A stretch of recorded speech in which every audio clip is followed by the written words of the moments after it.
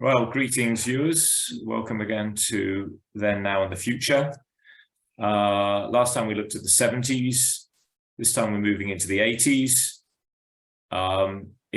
We're sort of working out exactly the nature of this project, but it's fairly to do with our personal recollections. So we're not trying to be massively historical in terms of dates and analysis of historical events. So we're looking at it from, looking at our experience of events and what was happening in our lives at that time. I particularly, this time, I'd like to talk about school education. So for me, that was the 70s and it finished in the early 80s. I just wanted to make a few recollections of that. What about you, Marcus? Let's follow your lead, and we can compare educations, I suppose, because I went to a comprehensive school, but it was the first purpose-built comprehensive school in London. And despite being a comprehensive school, for our full assemblies, when the whole school used to get together for morning assembly, the senior management team, the head teacher and all the senior teachers were all capped and gowned on the stage, despite the fact that we were a comprehensive school. So really, so they still maintain those sorts of standards. So it would be interesting to it brings back something I definitely. So the gowns was also, that was at my school. So well, I think I could start with primary school. I went to a Church of England primary school. What can I say about that? It was connected with the church, so we sometimes went down to the church.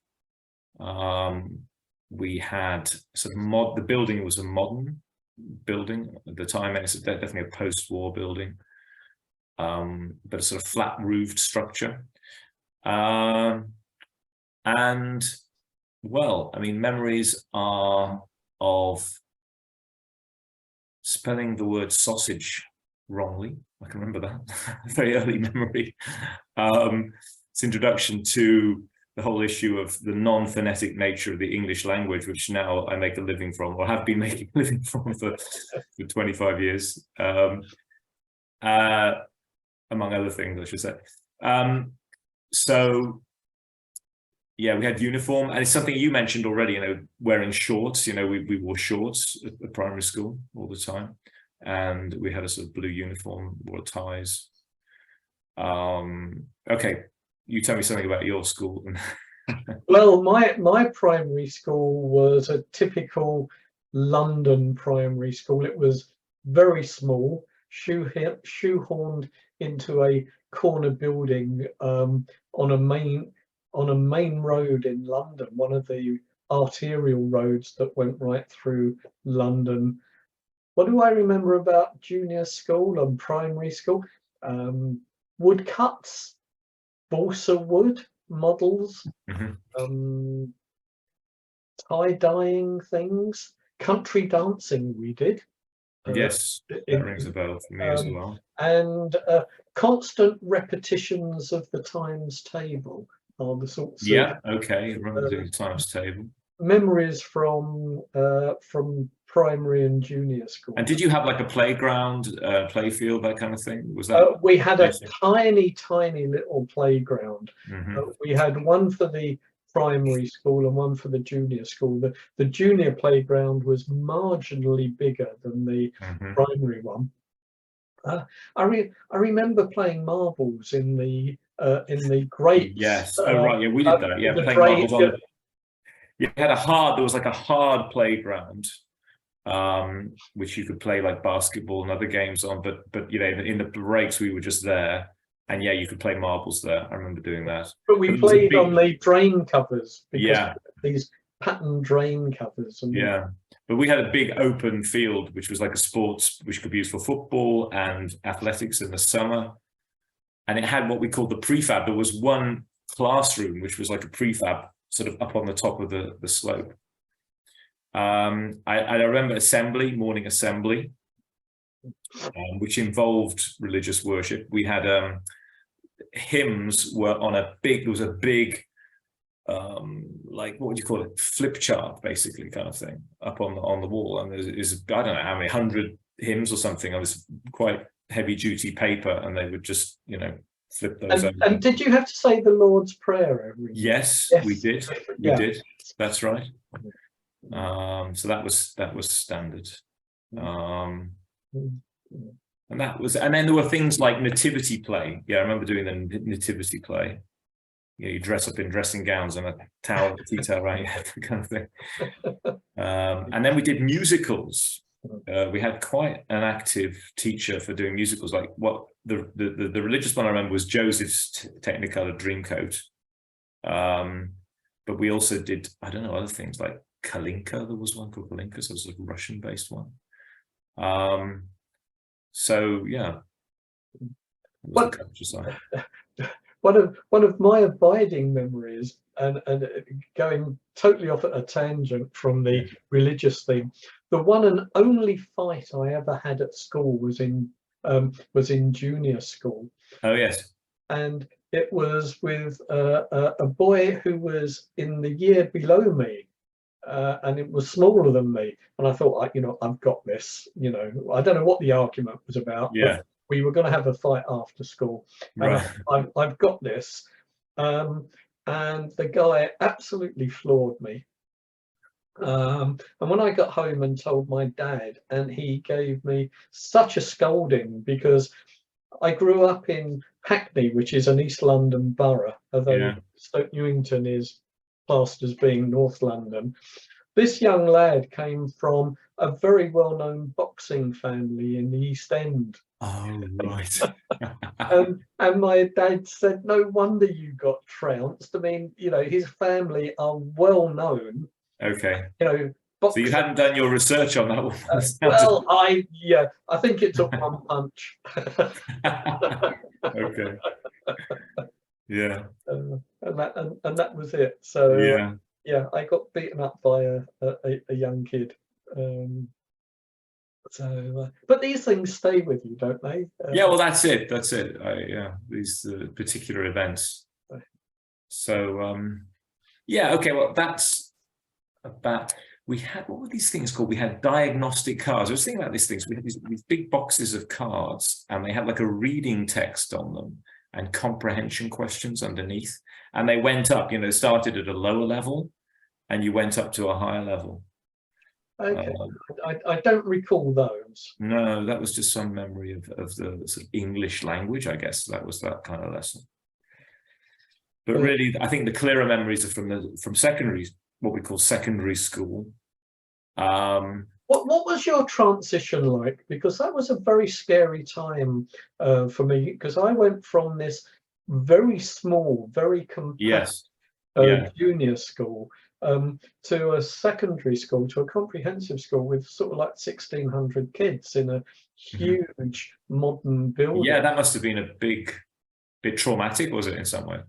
Yeah, we had a bit of an induction, but not very much. It was it was a bit of a trauma. Yeah, I can remember the first day was pouring with rain. I remember that, and these bicycle sheds, and they were surrounded by these great pools of water. Now I went to, I'm sure what you call it, independent grammar school. It was something. Oh, right, okay. So basically, what they had still, I mean, I don't know what exactly. I think it's pretty much the same situation there. So they don't, in this area, which is the Wirral. Basically, you could go to a grammar school, okay, but that was state funded, secondary modern school, or you could go to effectively a private school, which was where I went.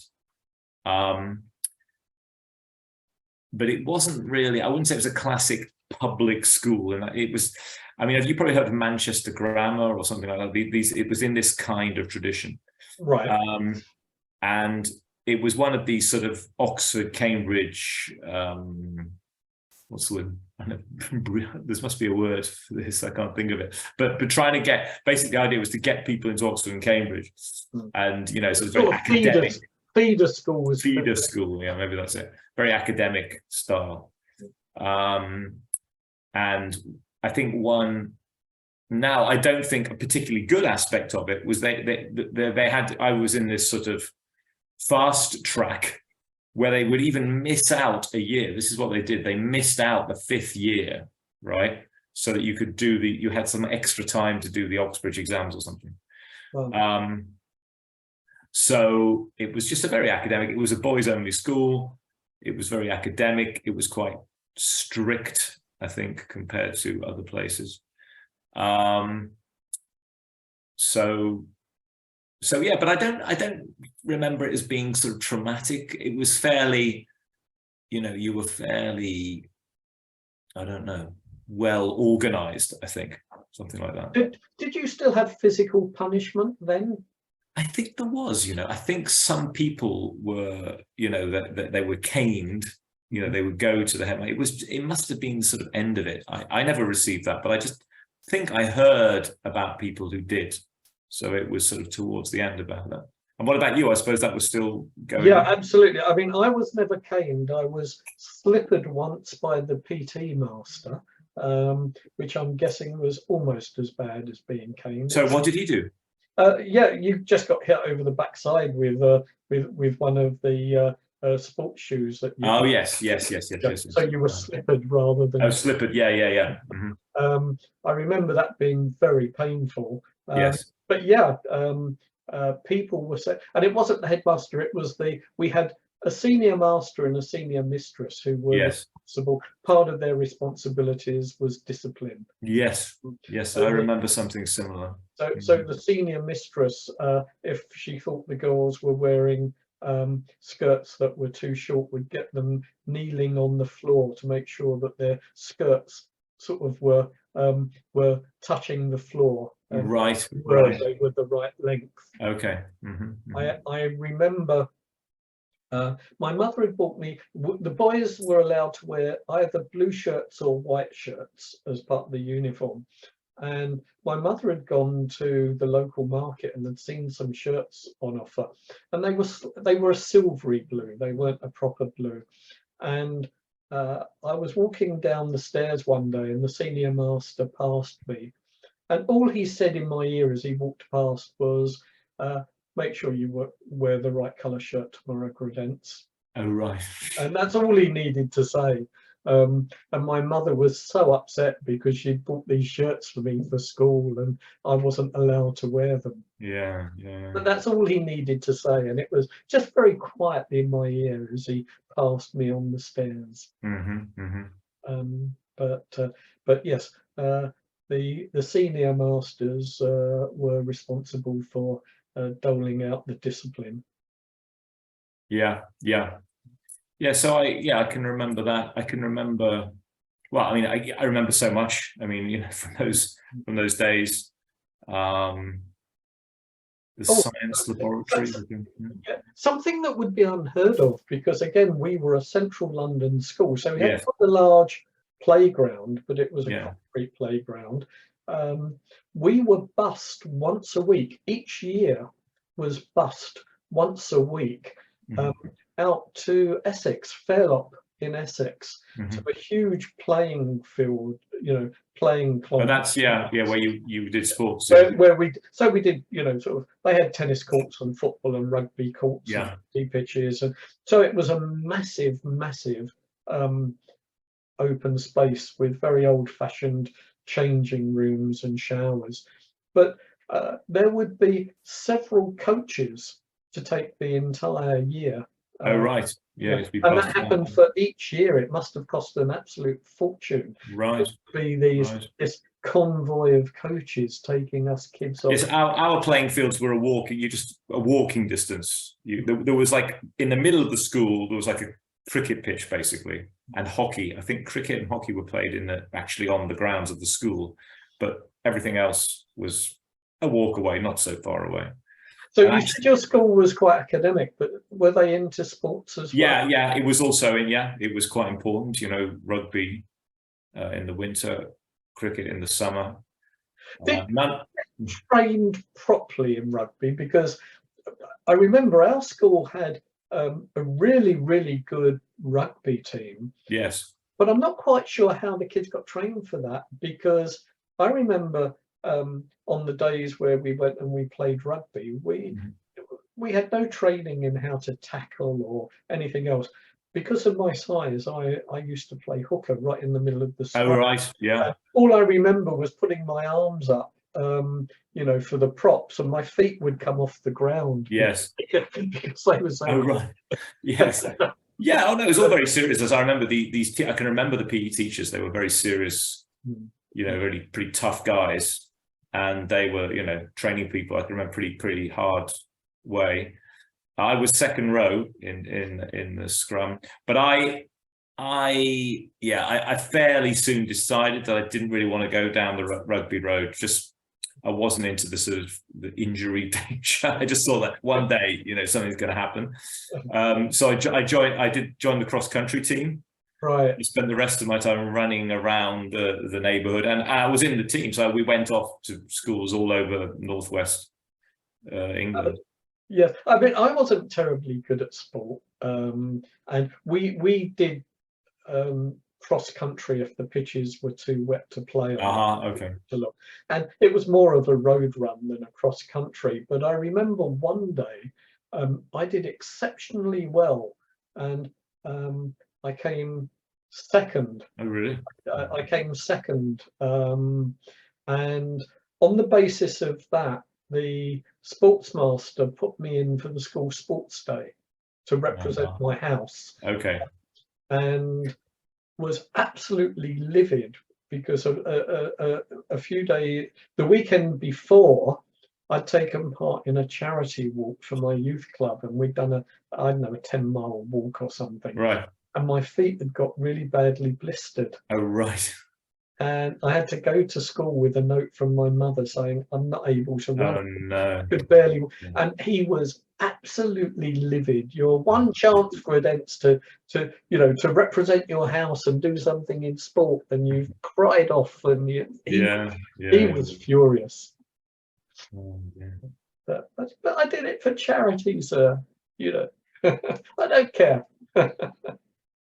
Yeah. Yeah, so that was sport. I liked cricket, but I wasn't particularly good at it. I wasn't good enough to get into any sort of team or anything. And what else do I remember? I remember coming back to the sort of slightly religious angle. This also was a Church of England establishment. It had a chaplain. So there was a teacher who was basically a chaplain. There was a chapel, which was a sort of sort of, I don't know if you say it was mock Gothic. It was just a typical sort of not in all. It couldn't house all the school. So there was basically assembly was divided half and half. Half the school was in the chapel and half was in the, I think, what was it called? Big hall or something. It was an assembly hall anyway. Big school, that's what it was called. Big school, which was in fact the hall. And it was like the prayer book, the Book of Common Prayer Service. It had the Psalms of David. They were said or sung, I can't remember. And there was a reading and stuff. So it was quite, it was sort of old style Church of England type thing. And I once got kicked out. The chaplain. I don't know. I think I was talking to someone on the back row or something. I thought it was very discreet or whatever, but he stopped the whole service to send me you on the back row. That was one of my biggest crimes at school. I was sent out, and I had to see the headmaster and stuff. Yeah, I think I credit my secondary school with the start of my public speaking. Because, oh yes. Like you, when we had our full assembly, because once a week the whole school got together, but during the rest of the week we had denominational assemblies. We had quite a large Jewish population, Christian, and various others. So we had denominational services. but our assembly hall was like a theatre. So it had Yes. a big apron stage, it had fixed seating downstairs, and then it had a balcony running, a two-tiered balcony running three sides round the auditorium. And we had psalms and all the rest of it, but we also had a Bible reading. Yes. And from year one, my very first year, the drama teacher responsible for looking after the kids who did the Bible readings, for some reason decided I was a good candidate. And I was incorporated into this group from whom she selected who was doing the Bible reading. So I'd only been at the school, I think, 6 months. I was still in year one. Yes. When I had to be on the stage with all the head teachers and the head boy and the head girl and all the wig, caps and gowns and all the rest of it. Mm-hmm. And there was little me having to do this Bible reading, an old-fashioned Bible, one of those thick, old-fashioned Oh, right. Oh, really? on Yes. a lectern. Yeah. And I was at, I think the lectern came up to about there on me. Yeah. Yeah. But all the way through my school career, I was doing Bible readings to the massed throngs of about 16. Oh, really? Right the way through? Yeah, I mean, not every week because Yeah, it was a sort of. we got rotated. Yeah. But yes, so I got, and the drama teacher was an ex-RADA lady, and yeah, I still remember the coaching. In fact, the coaching techniques and tips that she gave me then are tips that I now pass on to the clients who I work with on public speaking. Oh, right. Okay. Yeah. I remember we had to do things for the assembly, and one of the things was based on, do you know this book, How to Meet Friends? What is it? Make Friends and How Influence to Make People? Friends and Influence People. Yeah. And we did some presentation based on that. I can remember that.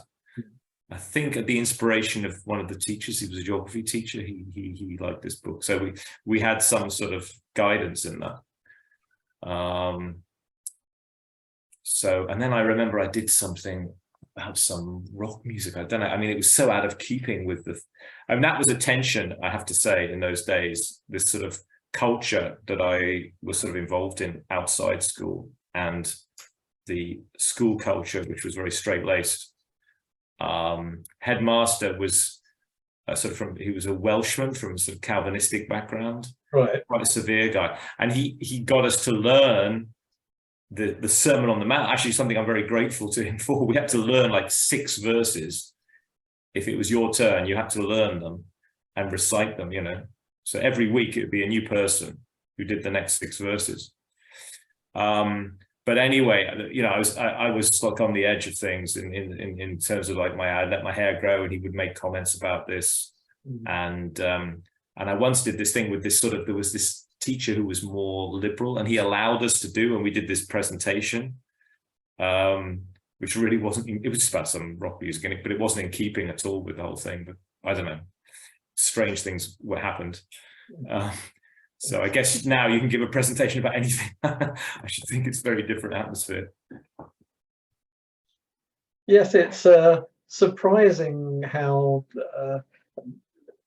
because I remember, again, I don't know if you had this sort of stuff. We had quite a lot of bullying at our school. So I think, like a lot of kids, I received my fair share of bullying that made life a bit uncomfortable.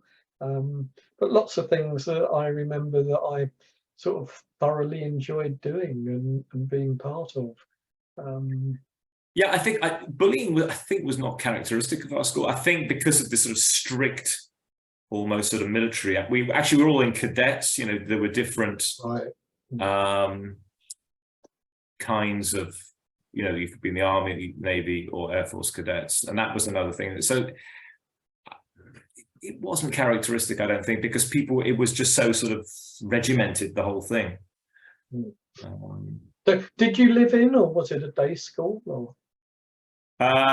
It was basically day, although there were some boarders, yeah. So it had that sort of tradition of boarding, but but most people were day boys, you know, coming from that, you know, sort of around 10-mile radius or whatever it was. Sure. And did you then go on to university, or did you go? Yeah, that's it. So we have this sort of fast streaming thing. So that meant I missed out the 5th year and did the 6, the lower 6 and the upper 6. And then there was this Oxbridge exam. Yeah, so how did that work out? So that's it. We did the A level. So we did A levels a year early, and then we did, yeah, that's it. We did A levels a year early, and we did the Oxbridge exam the following autumn. And that was it, you know. And then you would wait, and then you were basically finished in wherever it was, November or whenever it was. And then, you know, you had basically a year free. That was it. You were almost a gap year was forced on you. Which uni did you get in? I didn't, of course, I didn't go to Oxford. I did go to Cambridge, but for various reasons it didn't work out. I went for interview there, Sydney Sussex College. I went for interview, but it didn't. I went to Bristol. That's where I ended up. And in the meantime, I had a year out. Sort of went and worked in the South Coast near Bournemouth, and I went to Malaysia for a month. So I had quite a good year out, I'd say. Wow. So Malaysia sounds. Yeah. Well, my friend, his brother was a helicopter pilot, working out there in the South China Sea, Ulrichs. So he said, just come. All you need to do is buy the ticket. You can stay with us. So for a month we stayed there. It was a great experience. Went to Singapore. We went to Thailand. You know, so I saw quite a lot. And that tied in with sort of spiritual issues, which I think perhaps on a later discussion we can get into. Yeah, because that's an aspect of life that's quite important to you, isn't it? Yeah, that's it. So that's been a sort of driving force. I think it started in this period, really, in my teens, around my 16th birthday, that I began to sort of question just living without just like this routine. You know, I was looking for something more than just, you know, schools and parties and whatever. So that started around that time, and I think that trip to the Far East was very, you know, pivotal. Yeah, it's a discussion for another time, but I think we can have quite an interesting discussion around religion. Yes, because we come from very different religious backgrounds. of course. While it's an aspect of life that's still important to you, I've gone very much the other way, where I had quite a religious upbringing, but it's no longer something that I feel I attach a great. Yeah, good. Well, I think that would be a good topic. You know, so I think that's a really interesting topic for discussion at a yeah, because mine's the opposite. My family wasn't religious, you know, so. Oh, so we come from totally different. That's right. So we went in an opposite direction. Yeah, great. Okay. Well, anyway, so today we've sort of, I think that was good. You know, we talked about something from really entirely from our personal experience. Didn't really get into the dates and the big events. But I mean, is there anything you wanted to just, maybe you wanted to talk about something on that respect today? I think just one, again, purely because it was something that I was closely involved with. But oh yes. If we're talking about the 80s, one of the standout things for me was the fire that destroyed Alexandra Palace. Yeah.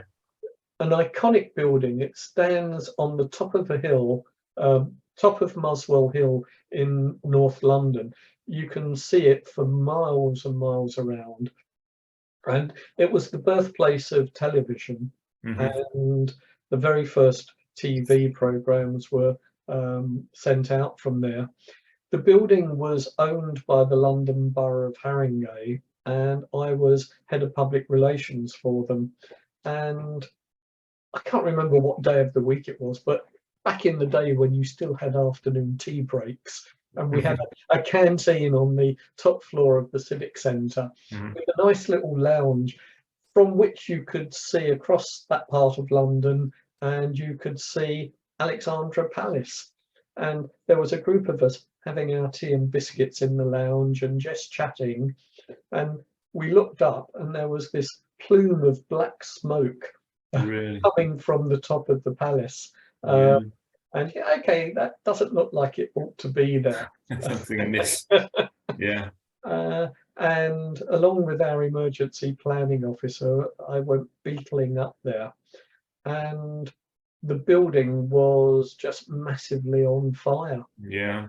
So we were probably a few hundred yards away, and you could feel the intense heat from the building. Really. And I remember seeing a fireman on an extension ladder with a hose, going into the building, and thinking, how on earth can he stand the heat? Because we're hundreds of yards away, and you can feel the intensity. Right. It was a fire that attracted international attention. We had media from around the world wanting information. We took them all on tours round the district. About a third to a half of the building got destroyed, and it's all subsequently been rebuilt, and there are now all sorts of major events that take place there.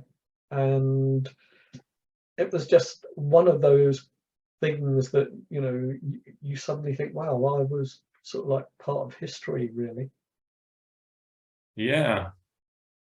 It's I guess a lot of people, it was such a valuable place that they wanted to keep it going despite that. Oh yeah, I mean, it cost millions to rebuild. And Haringey Council did not have a terribly good reputation. They were an extreme left-wing council. Yes. They were known as loony left. Yes, I remember this terminology. And it might not surprise you to know that it counted amongst its members people like Jeremy Corbyn. Yes, So, you know, I got to see him close up and personal when he was still making his way as a local councillor. But they didn't have a terribly good reputation, and the project for rebuilding Ali Pali, obviously, the budget for rebuilding Ali Pali just overran by massive amounts. So I don't think the council owns it any longer. I'm not up to date with its current situation, other than it's rebuilt and functioning, and I think we're all very glad to see it. Good. I must go and have a look. Well, I haven't been there for ages. I'll have a look at it one day again. Yeah. Okay, Marcus. Well, I think that's it for today. Yep. So another fascinating conversation. Yeah, it's been a great chat, and we'll carry on next week, all being well. Absolutely. I'll see you back then. See you then. Cheers. Take care. All right. Cheers.